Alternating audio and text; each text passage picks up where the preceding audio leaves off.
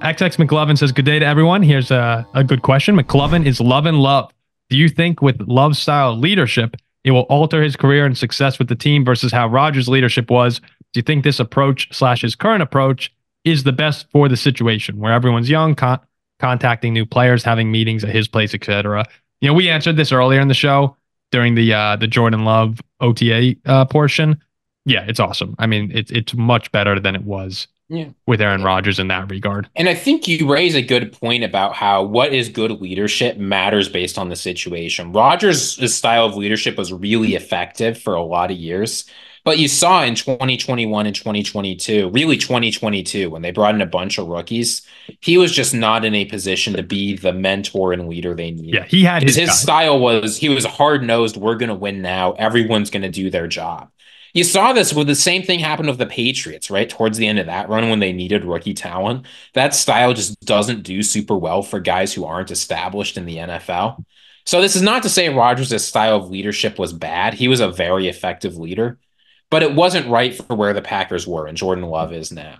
I also think that Aaron Rodgers, to be fair to Aaron Rodgers, I think now he's taken on that approach really well with the Jets as being that mentorship role. It is so hard to change leadership styles overnight because how are you supposed to know? Yeah, no, but like when you say with the Jets, he's shown a much better adaptability in that regard. Yeah, no, certainly. Oh, I thought you were just like, no, shut up. No, look, has he been, we will see how things go this year, but at least when the TV cameras are on, he's doing the right thing. Let me ask you guys, leadership aside, one season, this upcoming season, would you roll the dice with Aaron Rodgers or Jordan Love for the year? Who would you rather have? Aaron Rodgers versus Jordan Love. Who are you taking? Probably Aaron Rodgers. Ziggy? Yeah, I'm going Jordan Love. I don't believe in Aaron Rodgers this year. Probably Aaron Rodgers. It'd be so hard. Just for one go. It'd be so hard not to. Because Jordan Love, should be very, very good. I'm expecting him to have an. All the Packers fans are going to say Jordan Love easily. No doubt. As they should. Yeah, they 100% should. As they should.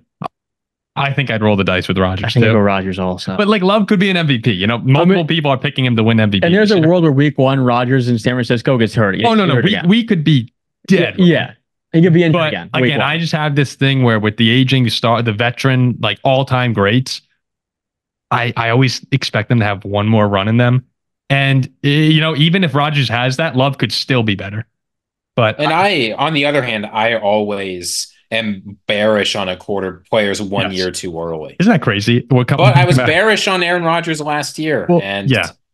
We're talking about yeah. Sorry, with our powers combined, you and I could get exactly right when players are gonna just average our answers. Jack and I just said we're taking a 40-year-old quarterback off an Achilles injury over someone who was the second half of the year MVP, and most people are talking as an MVP candidate. So I might just be going off the name at this point.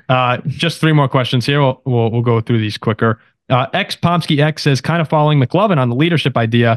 Do you think Love is willing to not take a massive contract, keep it closer to 40 mil or lower than being at the 50 million so that the team can have slightly more room to have future weapons? I don't expect that at all. I think he's going to reset the standard for a quarterback market. And I'll say this. People talk about guys taking these kinds of team-friendly deals. Players just shouldn't. And I'll say why. There is no guarantee the team will use the money you save. And more importantly, there's no guarantee they will use it well. How many bad free agent acquisitions have we seen where teams feel a need to spend some money so they rush out and sign whoever to some mega deal and it's a disaster?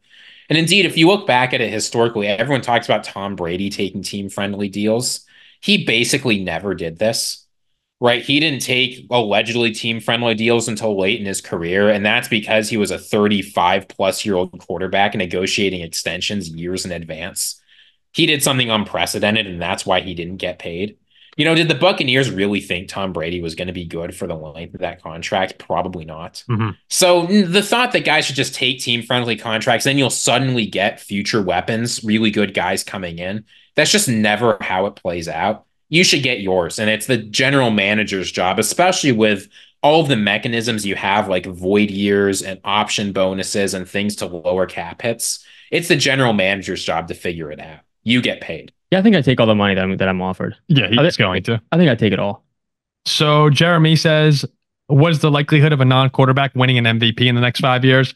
I'd say very, very low. We'd have to see like a Calvin Johnson or an AP. You'll need a two. Like if Justin Jefferson goes for 2,000 yards and 2,000 yards from Justin Jefferson wouldn't do it. 150 yards and like 24 touchdowns or something, sets all the records, then I can see it. Like I do think a receiver could have a shot, but it's got to be like a Megatron or Adrian Peterson. Yeah, you're gonna need you'll have to have a running back or a receiver just go out of his mind. Like ballistic, which probably is on. Yeah, I guess just as I think about it, Justin Jefferson in 2022 put up 1,800 yards and 8 touchdowns.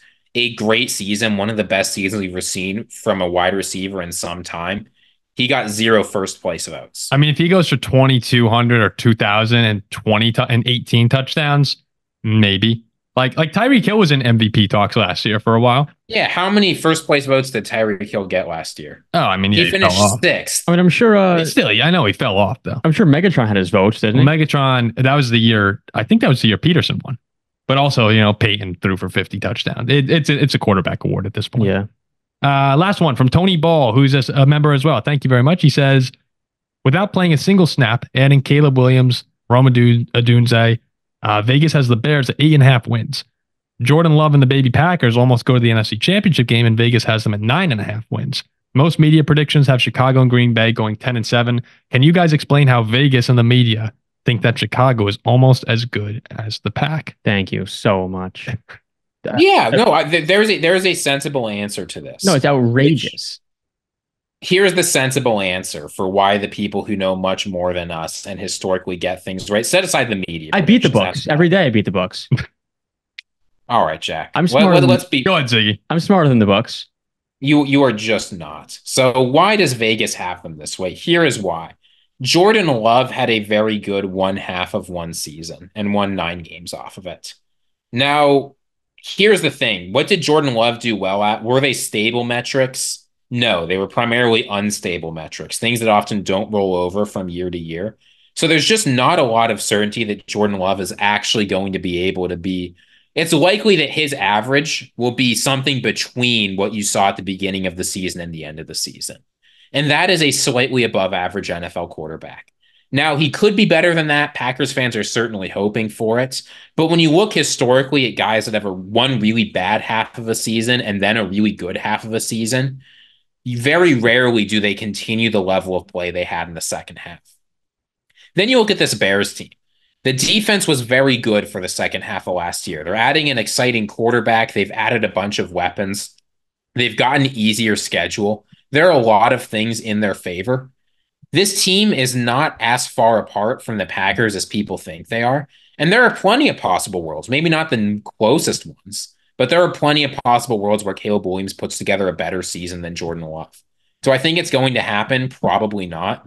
But the gap between 9.5 wins, and the more wins you add, the bigger the gap gets. The gap between 9.5 wins and 10.5 and 11.5 is really big. Going from very good to elite is much harder than going from bad to good.